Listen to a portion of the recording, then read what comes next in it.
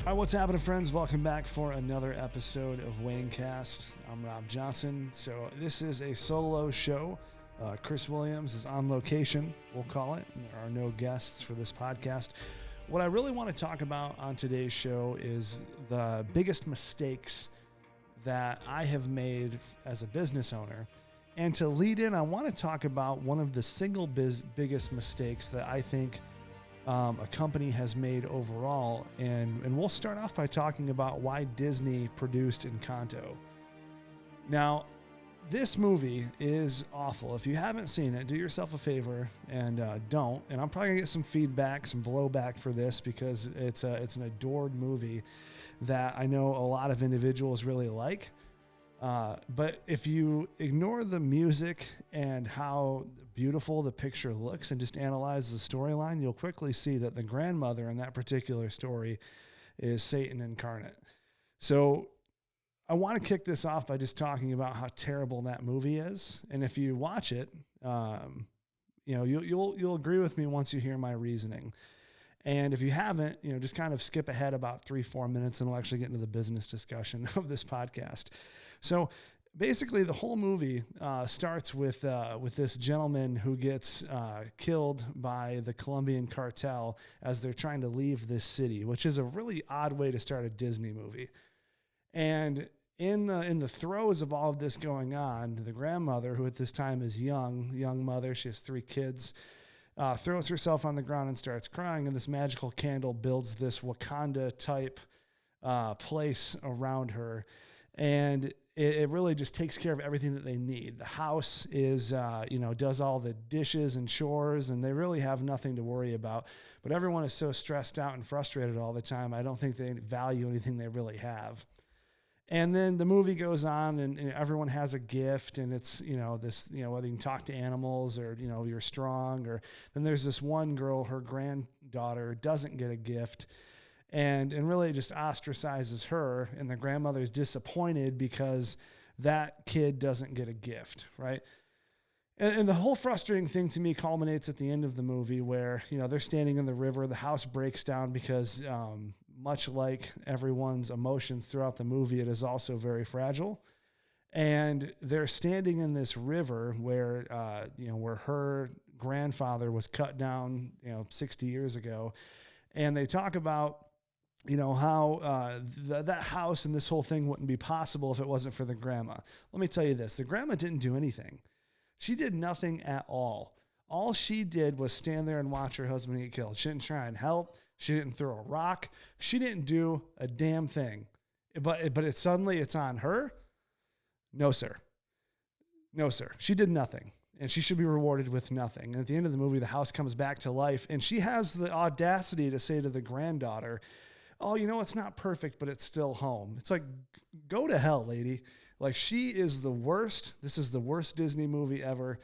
And I wanted to kick off this podcast talking about the biggest mistakes by talking about Disney's biggest mistake.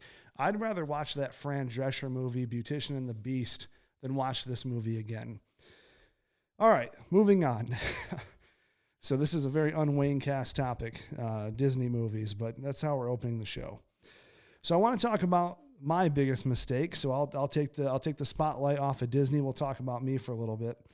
So I started Wayne Media in 2018.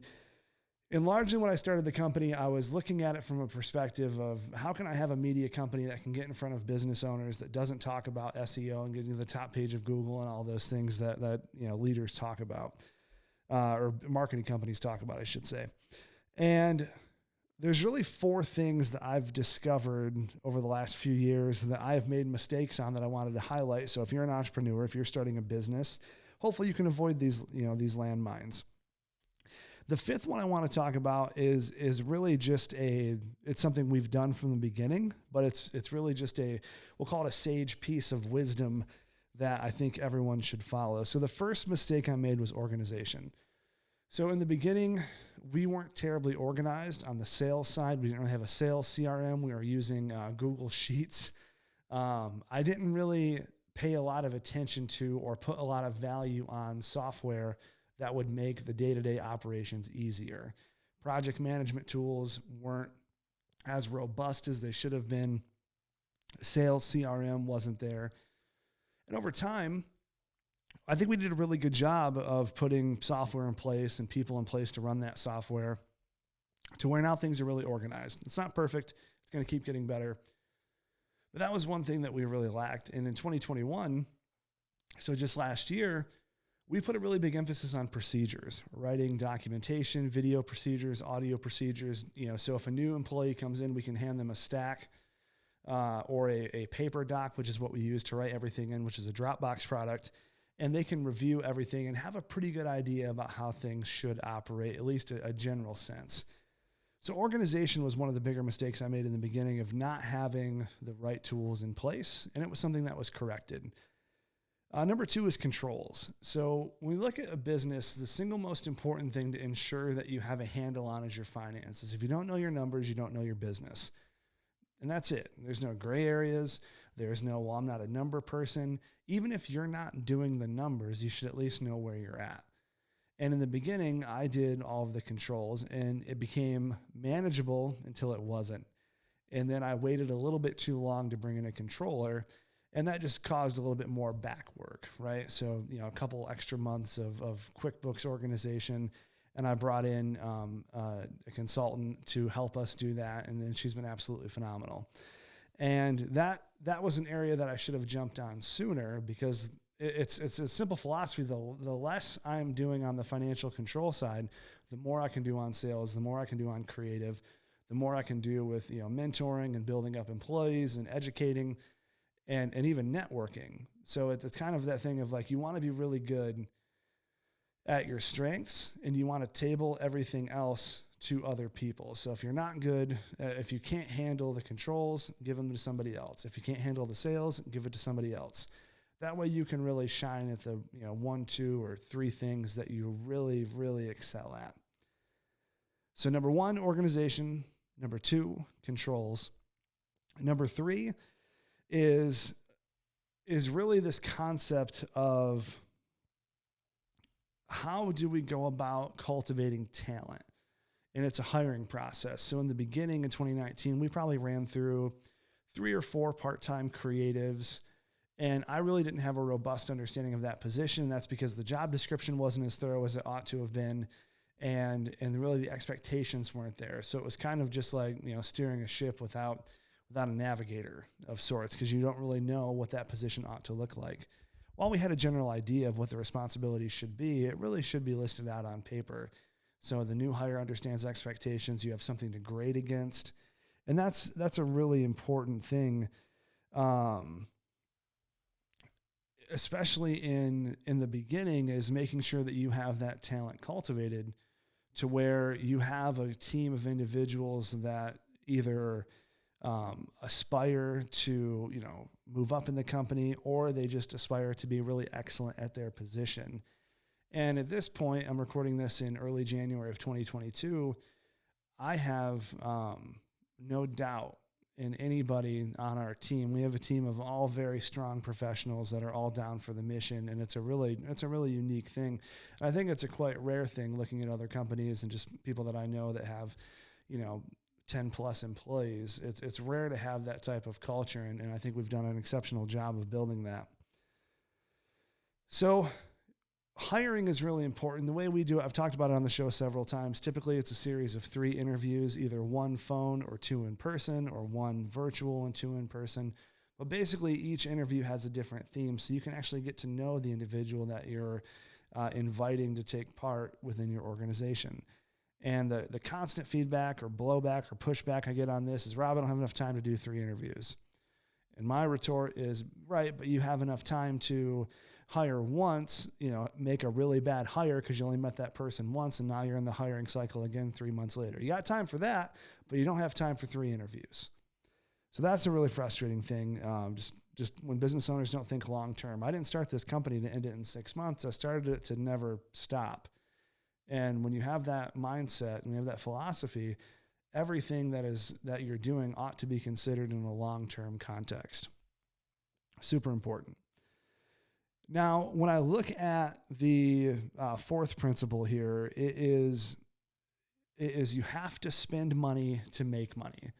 And this is something that I think is really common in sales or business. It's kind of that fortune cookie advice. So you gotta spend money to make money. And that is absolutely true.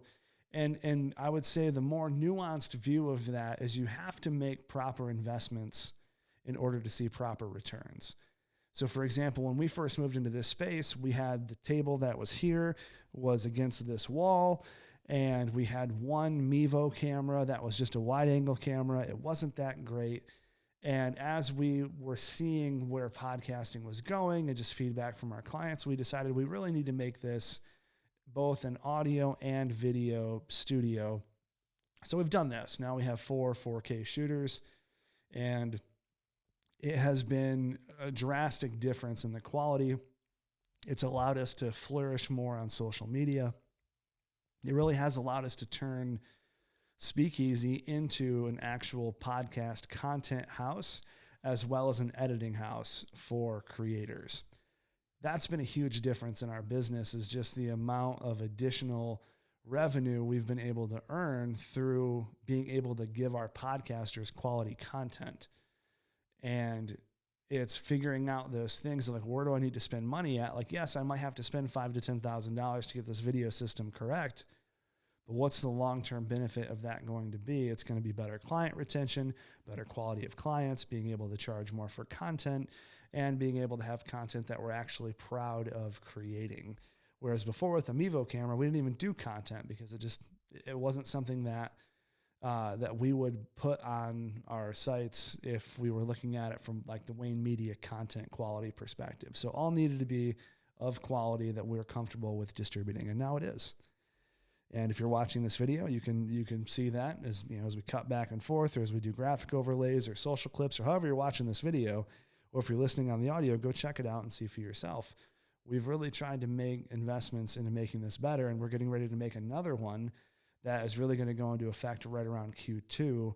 That's going to make our video game even better, and I'm really excited for that.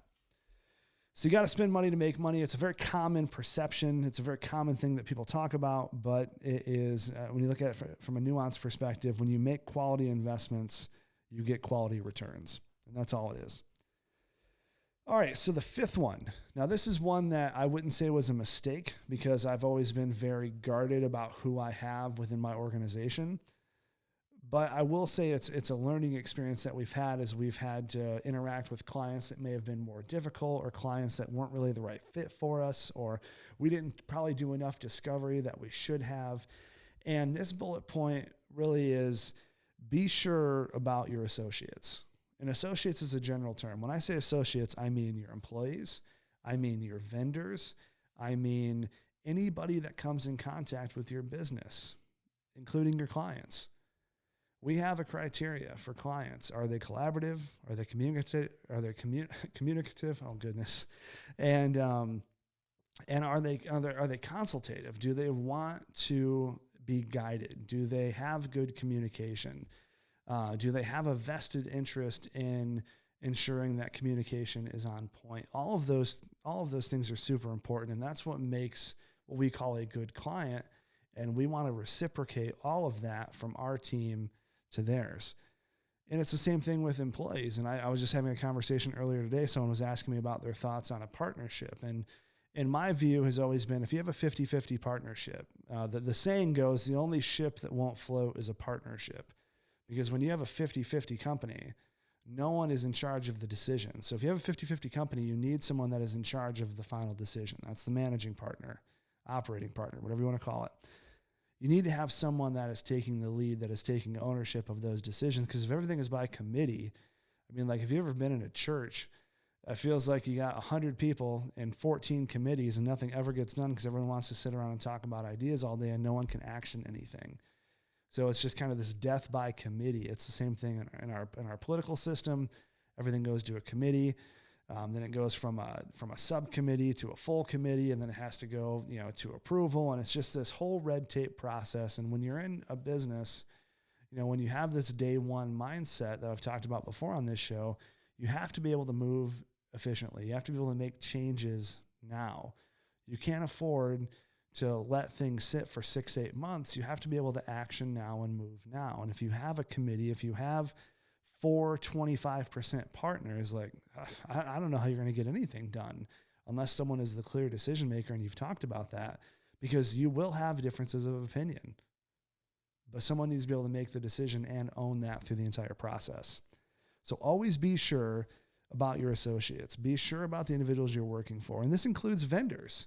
If you're looking at your vendors, you need to really think about who is going to be a partner with you. And that's for software as well. What type of software companies are you going to hire? Why are you going to hire them? All of these things are critical for your business. So think about these 5 things. You might say, hey, I've made a couple of these mistakes. I've done a couple of these things before. Think about these 5 things in the context of a business and just ask yourself, where can you make improvements? How can you avoid stepping on these landmines? And then really sit down and discover why you want to do each thing that you do within your organization. That's it. So we went from Encanto all the way to, quality vendor checks. I don't think we've ever done a turn that hard on this show, but I hope you enjoyed it. So if you have any questions, of course, it's rob@waynemedia.com. You can reach out to us there for any questions on the show. Appreciate you guys watching. We will catch you on the next episode of Waynecast. Take care.